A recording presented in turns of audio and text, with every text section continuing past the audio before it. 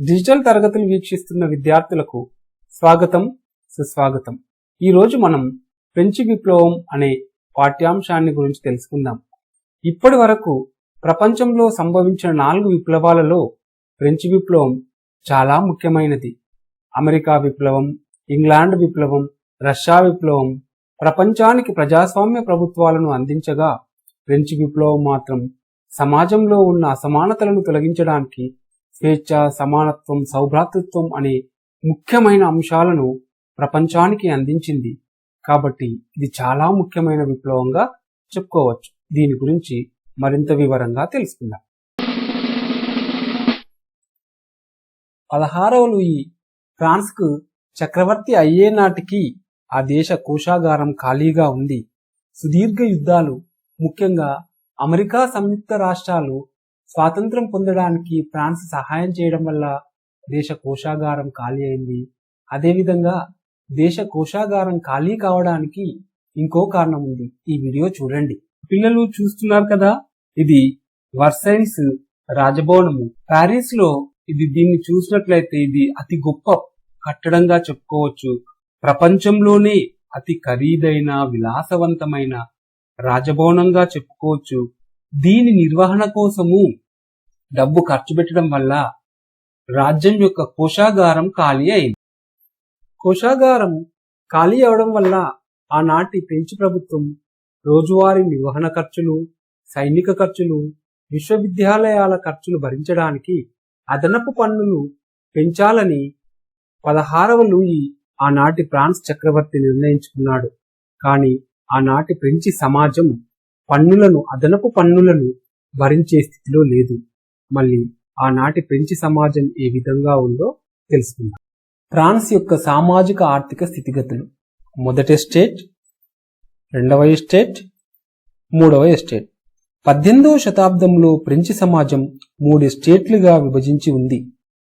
మొదటి ఎస్టేట్లో మతాధిపతులు ఉండేవాళ్ళు. వీళ్ళు పన్ను చెల్లించడం వీరికి మినహాయింపుగా ఉండేది. అదేవిధంగా ప్రజల నుండి, రైతుల నుంచి వీళ్లకు పన్ను వసూలు చేసే అధికారాలు ఉండేవి.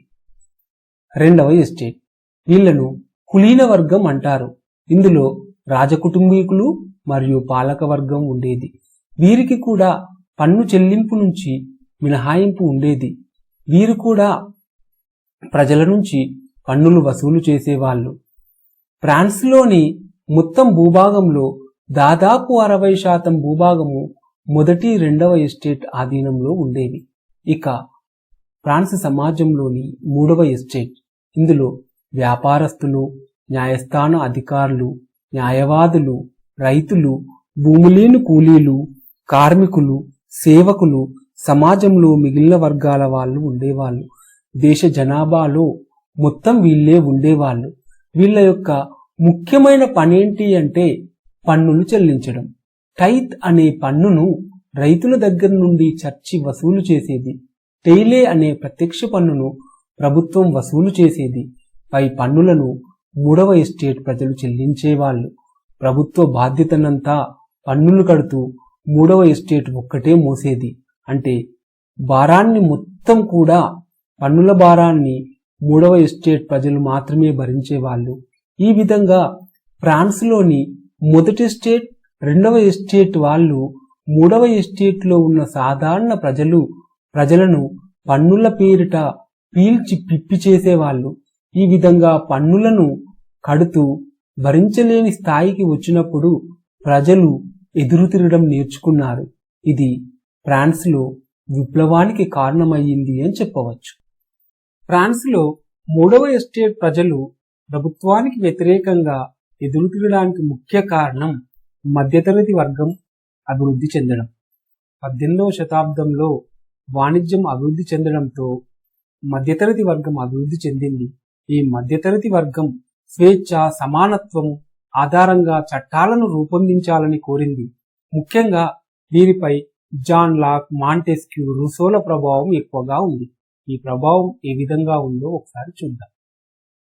John Locke two treatises of government అన్న పుస్తకంలో రాజుకి పరిపూర్ణ హక్కులున్నాయన్న నమ్మకాన్ని ఇతను వ్యతిరేకించాడు. రూసో సోషల్ కాంట్రాక్ట్ అన్న గ్రంథంలో ప్రజలు ప్రజాప్రతినిధుల మధ్య కుదుర్చుకున్న ఒప్పందం ఆధారంగా ప్రభుత్వం పనిచేయాలని ఇతను ప్రతిపాదించాడు.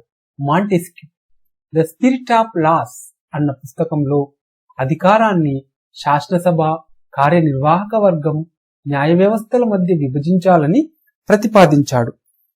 వీళ్ళ ముగ్గురితో పాటు అమెరికా రాజ్యాంగం వ్యక్తి హక్కులకిచ్చిన ప్రాధాన్యతలు ఫ్రాన్స్లో మూడవ ఎస్టేట్లోని రాజకీయ మేధావులకు ఆదర్శంగా నిలిచాయి.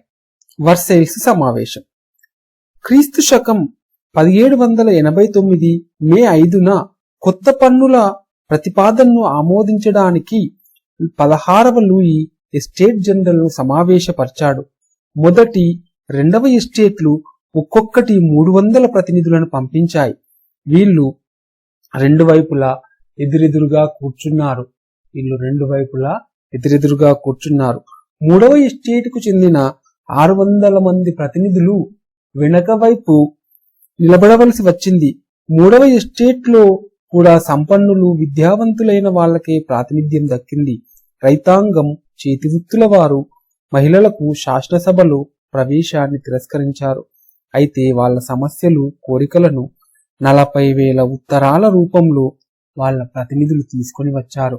అంతకుముందు ప్రతి ఎస్టేట్ కి ఒక ఓటు ఉండేది. 16వ లూయి కూడా ఇదే పద్ధతిని కొనసాగించాలని అనుకున్నాడు. కానీ మూడవ ఎస్టేట్ సభ్యులు సభ మొత్తంగా ప్రతి సభ్యునికి ఒక ఓటుతో ఓటింగ్ జరగాలని కోరసాగారు. ఈ ప్రతిపాదనను రాజు తిరస్కరించడంతో అందుకు నిరసనగా మూడవ ఎస్టేట్ సభ్యులు బయటకు వెళ్లిపోయారు.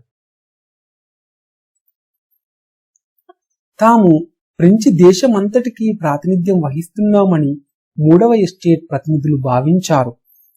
క్రీస్తు శకం 1789 జూన్ 20న వాళ్ళు వర్సైల్స్ లోని ఒక ఇండోర్ టెన్నిస్ కోర్టులో మిరాబూ అబిసయేస్ బైలీ నాయకత్వంలో సమావేశమయ్యారు.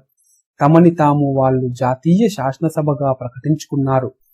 ఫ్రాన్స్కు రాచరిక అధికారాలను పరిమితం చేసే రాజ్యాంగ ముసాయిదా ప్రతి తయారయ్యే వరకు వెనక్కి వెళ్లేది లేదని వాళ్ళు ప్రతిజ్ఞ పూనారు.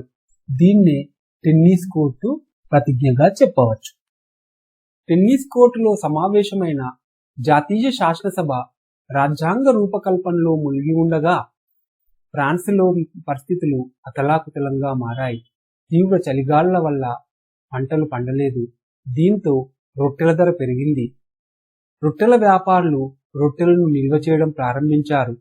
దుకాణాల ముందు గంటల తరబడి నిలబడే ఓపిక లేక మహిళలు దుకాణాల్లోకి చొరబడి రొట్టెలను లూటీ చేయడం ప్రారంభించారు.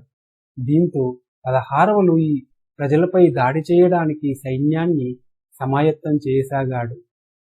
వెంటనే ప్రజలు కోపగించుకొని బాస్టిల్ దుర్గంపై దాడి చేసి ఆ కోటను ఏ విధంగా బద్దలు కొట్టారో చూద్దాం. 16వ లూయితో విసుగు చెందిన ప్రజలు 1789 జూలై 14న బాస్టిల్ నగర కారాగారంపై దాడి చేసి దాన్ని బద్దలు కొట్టి ఖైదీలను విడుదల చేశారు. నాటి నుండి ఆ తేదీ ఫ్రాన్స్ జాతీయ దినంగా పరిగణించబడుతుంది. రాచరికానికి చిహ్నమైన బాస్టిల్ కోట పతనంతో రాజు దిగిరాక తప్పలేదు.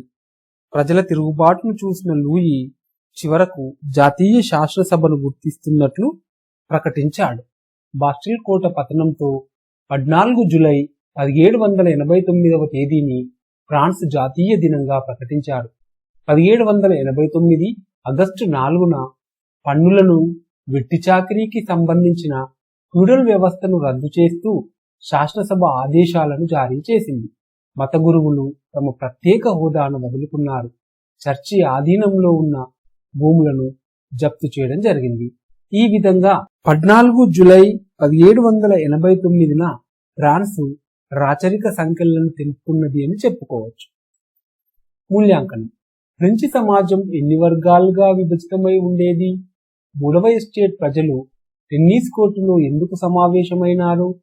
ఫ్రాన్స్లోని మధ్యతరగతి వర్గం ఎందుకు తిరుగుబాటు చేశారు?